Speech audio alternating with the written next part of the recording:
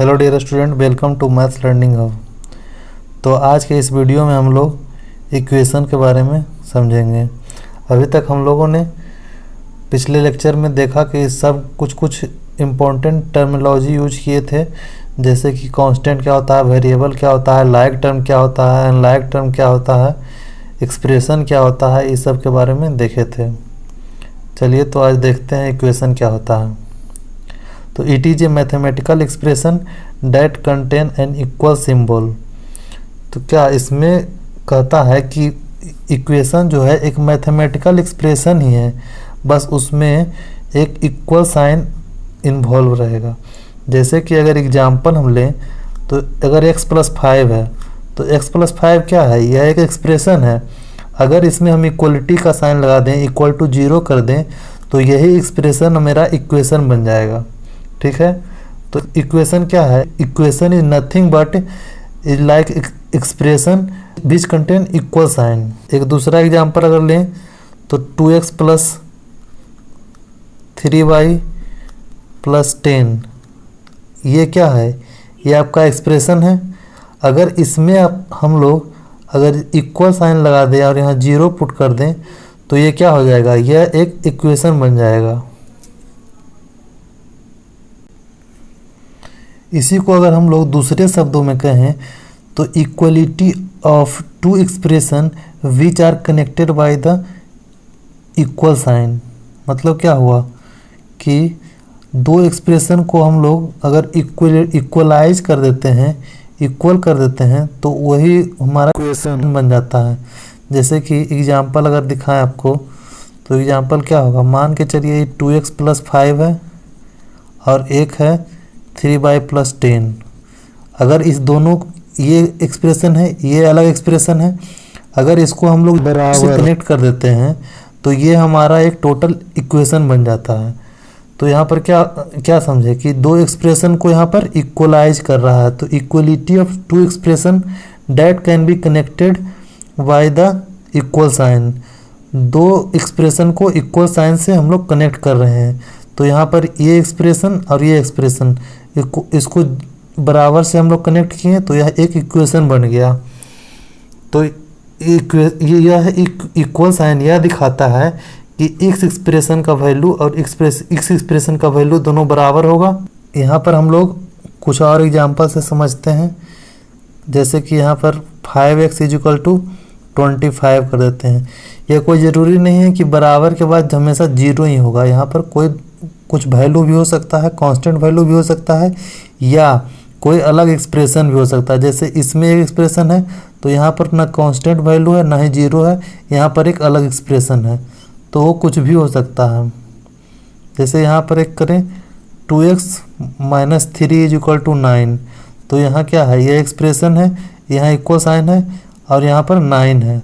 तो इक्वल के बाद क्या है, 9 आया है, कांस्टेंट टर्म आया है। तो कांस्टेंट टर्म भी हो सकता है, 0 भी हो सकता है और कोई अलग एक्सप्रेशन भी हो सकता है। और चलिए कुछ और एग्जांपल देखते हैं। तो यहाँ से 2y + 5/2 = 12, ये भी एक्सप्रेशन हो गया, ये एक एक्सप्रेशन हुआ। और इसमें अगर = 12 कर दिए तो यही एक्सप्रेशन एक इक्वेशन का रूप ले लिया। एक और एग्जांपल लेते हैं। यहाँ पर लेते हैं 6x + 10 = -12। तो ये क्या हो गया, यह एक इक्वेशन हो गया। क्यों? क्योंकि अगर सिर्फ इतना रहता तो यह एक एक्सप्रेशन रहता, लेकिन यहाँ पर इक्वल टू का साइन आ गया और यहाँ -12 हो गया। -12 यहाँ पर निगेटिव नंबर है, तो बराबर के इस साइड में कुछ भी हो सकता है, पॉजिटिव नंबर, 0 नंबर, या कोई एक्सप्रेशन हो तो एक्सप्रेशन हो सकता है। तो यह एक टोटल क्या बन गया, इक्वेशन। इतना क्या है, एक्सप्रेशन, और ये टोटल कितना हो गया, क्या हो गया, इक्वेशन बन गया। देखिए यहाँ समझिए, अलजेब्रिक इक्वेशन किस किस चीज़ से मिलकर बना होता है। अलजेब्रिक इक्वेशन में एक वेरिएबल होता है, एक कांस्टेंट होता है, एक मैथमेटिकल ऑपरेशन होता है और एक इक्वलिटी होता है। इन 4 चीज़ों से बनता है। जैसे कि अगर एग्जांपल लें हम लोग तो 3x + 2y + 9 = 0। क्या है यह एक इक्वेशन है। तो इक्वेशन में हम वेरिएबल देखते हैं, तो वेरिएबल क्या है, एक्स और वाई दो वेरिएबल हो गया। कांस्टेंट, कांस्टेंट क्या है, 9 कांस्टेंट है, 0 भी एक कांस्टेंट है। मैथमेटिकल ऑपरेशन, मैथमेटिकल ऑपरेशन क्या होता है, प्लस माइनस मल्टीपल और डिवाइड।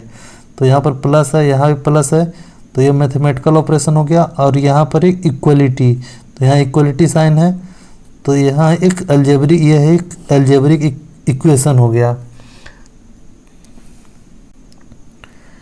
इसके बाद हम लोग समझते हैं लीनियर इक्वेशन। लीनियर इक्वेशन क्या होता है, highest power of the variable appearing in the equation is 1। मतलब कि कोई इक्वेशन अगर दिया हुआ है, उसके वेरिएबल का पावर हम लोग चेक करेंगे, अगर वह 1 है, हाईएस्ट पावर चेक करेंगे, हाईएस्ट पावर अगर 1 है तो वो लीनियर इक्वेशन होगा। जैसे कि एग्जांपल देखें तो यहाँ पर 2x plus 3y plus 10 is equal to 0। तो इसमें हम लोग देखते हैं तो दो वेरिएबल है, इसमें x है और y है।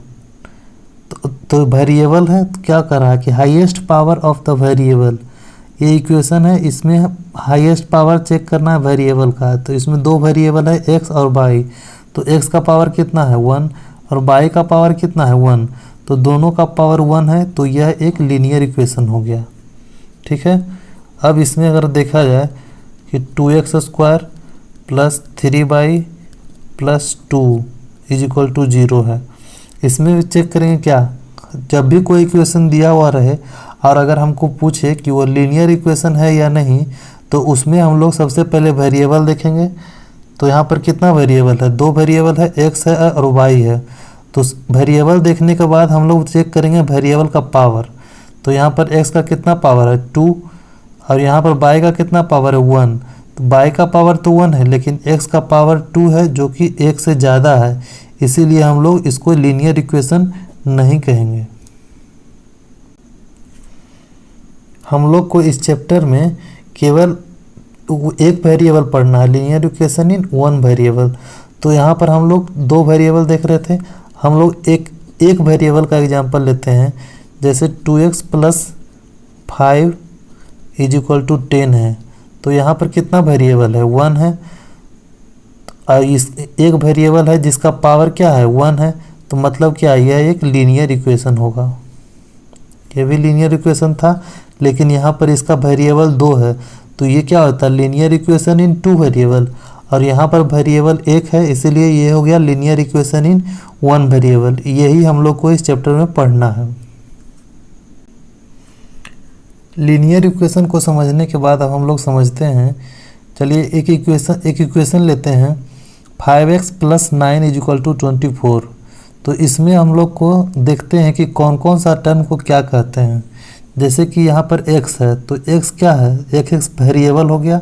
ठीक है, अब x के क्या बोले थे कि कोएफिशिएंट है, 5 क्या है, 5 क्या है, एक कोएफिशिएंट है। क्यों, 5 कोएफिशिएंट का क्या बोले थे कि जब भी कोई वेरिएबल के मल्टीपल में एक कोई कांस्टेंट नंबर होगा, वो उसका कोएफिशिएंट कहलाएगा। जैसे कि यहाँ पर पूछेगा कि इस इक्वेशन में x का कोएफिशिएंट क्या है, तो हम लोग कहेंगे 5 है। ये आपका मैथमेटिकल ऑपरेशन हो गया। और 9 और 24 ये दोनों कांस्टेंट हो गया, और ये इक्वलिटी का साइन हो गया यहाँ पे। तो इन सारे टर्म को मिलाकर हम लोग एक इक्वेशन बनाते हैं, इसको हम लोग इक्वेशन कहते हैं। तो सारे टर्म को हमने बहुत अच्छे से डिटेल से एक्सप्लेन किया है पिछले वीडियो में। अगर अभी अब तक आपने नहीं देखा है तो पिछला वीडियो ज़रूर देख लें। किसी भी इक्वेशन में दो साइड होते हैं, एक बराबर का इस साइड, एक बराबर का उस साइड। तो बराबर के इस साइड जो होता है उसको हम लोग LHS बोलते हैं, लेफ्ट हैंड साइड। और बराबर के इस साइड जो होता है इतना, उसको हम लोग बोलते हैं RHS। तो किसी भी इक्वेशन में LHS और RHS अगर बराबर है तो समझिए कि वो बैलेंस इक्वेशन है। जैसे कि यहाँ पर 5x plus 9 is equal to 24 है, तो यहाँ पर हम लोग कहेंगे कि इतना जो है ये लेफ्ट हैंड साइड है और ये राइट हैंड साइड है, और दोनों यहाँ पर बराबर है, मतलब LHS is equal to RHS है। इसको समझने के बाद हम लोग समझते हैं सॉल्यूशन ऑफ द इक्वेशन। कि इक्वेशन का सॉल्यूशन क्या होता है। तो in an equation the value of the expression on the LHS and RHS are equal. मतलब किसी भी इक्वेशन में value of expression on LHS में जो एक्सप्रेशन है उसका वैल्यू और RHS में जो एक्सप्रेशन है उसका वैल्यू, दोनों का वैल्यू बराबर होता है। For which value LHS is equal to RHS this value are the solution of the equation. मतलब जिस वैल्यू के लिए LHS is equal to RHS होगा वही वैल्यू उस इक्वेशन का सॉल्यूशन कहलाएगा। इसको हम लोग एग्जाम्पल से समझते हैं। चलिए, तो हम लोग एक एग्जाम्पल लिए हैं x + 2 इज इक्वल टू 7। यह एक इक्वेशन है, ये 1 वेरिएबल है और इसका वेरिएबल का पावर 1 है। मतलब क्या है, यह एक लीनियर इक्वेशन इन 1 वेरिएबल है। तो इसका अगर हम लोग को सॉल्यूशन निकालना है तो सॉल्यूशन निकालने के लिए हम लोग कुछ स्टेप्स को फॉलो करेंगे और वही स्टेप आपको हर क्वेश्चन में फॉलो करना होगा। तो हम लोग को इसका सॉल्यूशन निकालने के लिए जो स्टेप फाइंड करना पड़ता है उसको हम लोग समझते हैं। To find solution of the equation, step first में हम लोग को assume 2 side of equation are balanced. मतलब कि हम लोग को 2 साइड है इसमें, तो दोनों साइड में हम लोग को यह मानकर चलना है कि दोनों साइड का एक्सप्रेशन बैलेंस है। मतलब कि जितना वैल्यू इधर होगा उतना वैल्यू इधर होगा। मतलब कि दोनों साइड का बैलेंस बराबर हो वैल्यू। स्टेप 2 में कहता है कि we perform same mathematical operation on both side of the equation so that balance is not disturbed. मतलब क्या हुआ इसका कि अगर दोनों का इक्वेशन का वैल्यू दोनों साइड अगर सेम है और इसमें अगर सेम ऑपरेशन हम लोग परफॉर्म करें, जैसे इस साइड अगर +2 करते हैं तो इस साइड भी +2 करेंगे, इस साइड -2 करेंगे तो इस साइड भी -2 करेंगे, इस साइड जितना से गुना करेंगे इस साइड भी उतना से गुना करेंगे, और उसी प्रकार डिवीजन भी इस साइड जितना से करेंगे उतना इस साइड भी करेंगे। तो उससे क्या होगा कि दोनों साइड के वैल्यू पर कोई इफेक्ट नहीं पड़ेगा। उसके बाद उस स्टेप को 2-3 स्टेप करते करते हम लोग आंसर तक, सॉल्यूशन तक पहुंच जाएंगे और वो जो वैल्यू आएगा वही उसका इक्वेशन का सॉल्यूशन होगा। मान कर चलिए कि हमको एक इक्वेशन दिया हुआ है x + 2 इज इक्वल टू 7। इस इक्वेशन को हम लोग को सॉल्यूशन निकालना है इसका। तो हम लोग ऐसा मानेंगे कि दोनों साइड इसका बैलेंस है, इस साइड और इस साइड दोनों बैलेंस है, पहला स्टेप। दूसरा स्टेप हमको को क्या करना है कि इसमें मैथमेटिकल ऑपरेशन परफॉर्म करवाना है। तो हम लोग को x का वैल्यू चाहिए, तो यहाँ पर +2 है, तो अगर इसमें हम लोग -2 कर देते हैं तो ये 0 हो जाएगा और यहाँ से हमको x का वैल्यू मिल जाएगा। लेकिन अगर यहाँ पर -2 करेंगे तो इस साइड भी हमको बैलेंस, इक्वेशन को बैलेंस करने के लिए -2 करना होगा। तो यहाँ पर जैसे कि यहाँ x + 2 है, अगर यहाँ हम लोग -2 करते हैं तो बराबर के इस साइड भी हमको -2 करना होगा फॉर बैलेंस द इक्वेशन का बैलेंस जो है डिस्टर्ब ना हो, उसलिए हम लोग को दोनों तरफ माइनस करना होगा। अब हम लोग यहाँ से सोल्व करेंगे तो यहाँ पर क्या हो जाएगा, x और ये +2 है, ये -2 है, दोनों कैंसिल हो जाएगा। तो यहाँ पर हम लोग को क्या बचेगा, 0 हो जाएगा, इज इक्वल टू यहाँ 7 - 2 तो क्या हो जाएगा 5। तो यहाँ पर से x इज इक्वल टू क्या आया, 5 आया। तो यही जो x इज इक्वल टू 5 आया, यही इस इक्वेशन का सॉल्यूशन हो गया। किसी भी इक्वेशन का सॉल्यूशन का मतलब होता है कि अगर उस वैल्यू जो इस इक्वेशन का जो सॉल्यूशन आया है उस सॉल्यूशन को इस, जैसे कि x इज इक्वल टू यहाँ पर 5 आया, तो x इज इक्वल टू 5 को अगर इस इक्वेशन में हम लोग पुट करेंगे तो उसको वेरीफाई करना चाहिए। जैसे कि हम लोग चेक करते हैं इसको, ठीक है, इसको हम लोग चेक करेंगे अगर, तो हमको x इज इक्वल टू कितना आया 5।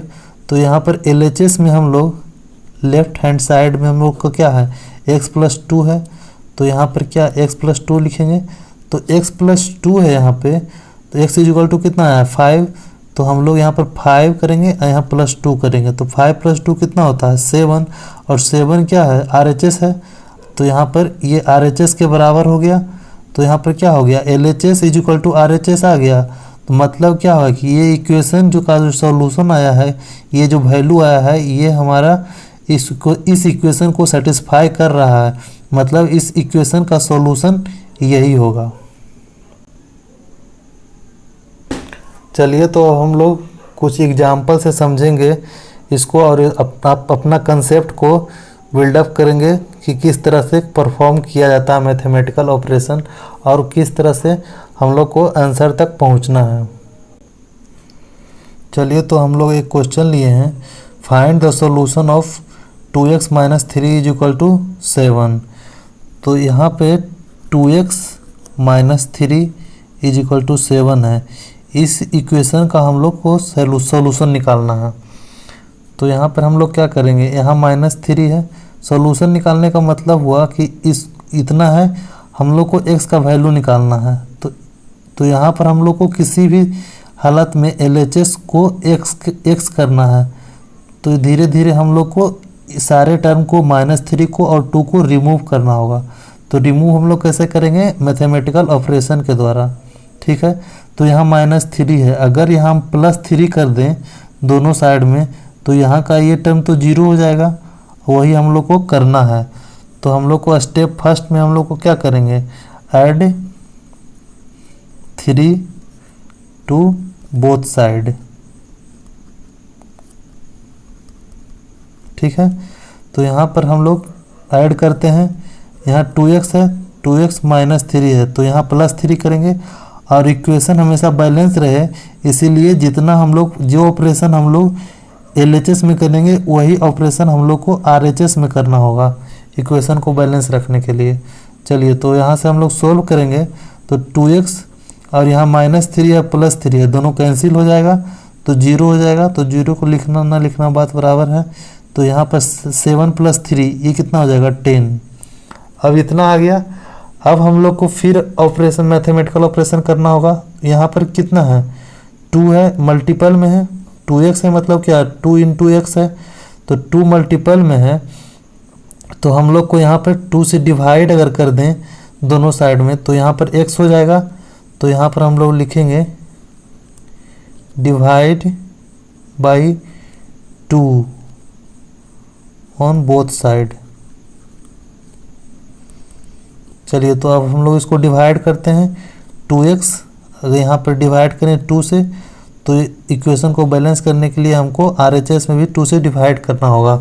तो यहाँ से 2 और 2 क्या हो जाएगा, कैंसिल होगा, 2 × 2 कट जाएगा, तो यहाँ पर बच जाएगा क्या, ये अगर कैंसिल हो गया तो यहाँ पर बच जाएगा x, और यहाँ पर से ये कैंसिल होगा, 2 5 से कितना हो जाएगा 10। तो यहाँ से क्या आ गया, x = 5 आ गया हम लोग का आंसर। तो यही इस इक्वेशन का यही सॉल्यूशन हो गया। अब इस सॉल्यूशन जो आया है x = 5, हम लोग को कैसे पता लगेगा कि ये सही है कि नहीं। तो इस इक्वेशन को हम लोग को चेक करने के लिए यहाँ पर x = 5 पुट करेंगे इस इक्वेशन में। तो चलिए यही इक्वेशन था हम लोग को, जिसका वैल्यू हम लोग को x = 5 आया है। तो अब हम लोग इसको चेक कर रहे हैं कि ये वैल्यू मेरा सही है कि नहीं। तो यहाँ पर चेक करने के लिए यहाँ पर हम लोग करेंगे LHS। LHS क्या है हम लोग का, 2x - 3 है, तो 2x - 3 है, तो यहाँ पर 2x = यहाँ पर इंटू हो जाएगा, तो x = क्या आया हम लोग को 5 आया है, तो यहाँ पे 5 लिखेंगे और यहाँ 3। तो हम लोग अब इसको देखें, 2 × 5 कितना हो जाएगा 10 - 3 = कितना हो गया 7। 7 क्या चीज़ के बराबर है, यहाँ पर RHS के बराबर है, यहाँ RHS हो गया, LHS भी 7, RHS भी 7, तो LHS = RHS आ गया। मतलब क्या, LHS = RHS आने का मतलब हो गया कि ये वैल्यू इस इक्वेशन को सेटिस्फाई करता है और यही इसका सॉल्यूशन है। चलिए तो एक दूसरा एग्जांपल हम लोग लेते हैं कि 2y + 9 = 4 है। तो इसमें हम लोग को इस इक्वेशन को सोल्व करना है और y का वैल्यू निकालना है। तो एक मेथड जो अभी हम लोग इससे पिछले वाले क्वेश्चन में किए थे कि मैथमेटिकल ऑपरेशन के द्वारा, जैसे यहाँ +9 है तो यहाँ पर -9 करेंगे, इधर भी -9 करेंगे तो ये 0 हो जाएगा, और उसके बाद फिर यहाँ 2y बचेगा, तो फिर यहाँ पर 2 से डिवाइड करेंगे और यहाँ पर भी 2 से डिवाइड करेंगे, तो उसके बाद उसका आंसर आएगा। यहाँ पर हम लोग इसमें दूसरा मेथड लगाते हैं, बस मेथड वही है, बस तरीका चेंज होगा। जैसे कि यहाँ पे 2y + 9 = 4 है, तो यहाँ पर हम लोग क्या करेंगे कि बराबर के इस साइड में +9 है, तो बराबर के इस साइड में हम लोग ले जाएंगे, इसको ट्रांसपोज कहते हैं, इसको transpose method, transpose 9 to RHS। तो यहाँ पर अगर हम लोग इसको, यहाँ पर 4 हो गया, इसको हम लोग ले आएंगे बराबर के इस साइड में, तो बराबर के इस साइड में आने पे बस इतना ध्यान रखना है आपको कि यहाँ प्लस है तो यहाँ माइनस हो जाता है, तो यहाँ -9 हो जाएगा। तो इसको सोल्व कीजिए, तो 2y = कितना आ गया, 4 - 9 = -5। अब यहाँ पर क्या करते हैं, यहाँ पर 2y है, मतलब 2 क्या है, मल्टीप्लाई में है यहाँ, तो बराबर के इस साइड जब हम लोग ले जाएंगे इसको, तो यहाँ पे डिवाइड में हो जाएगा ये। बस यहाँ पर कितना सिंपल आ गया, 2 लाइन में आप लोग का आंसर आ गया, y = -2y5। अब इसको आप लोग इस इक्वेशन में पुट करके देख सकते हैं LHS और RHS बराबर होता है कि नहीं।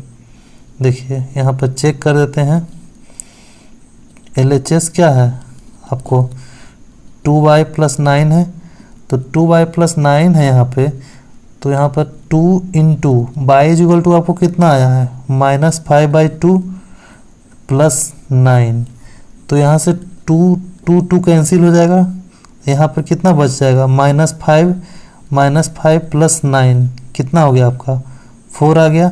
4 किसके बराबर है, RHS के बराबर है, मतलब क्या हो गया, LHS = RHS हो गया। इस इक्वेशन में ये वैल्यू इसका सॉल्यूशन है, इसको हम लोग प्रूफ कर चुके हैं।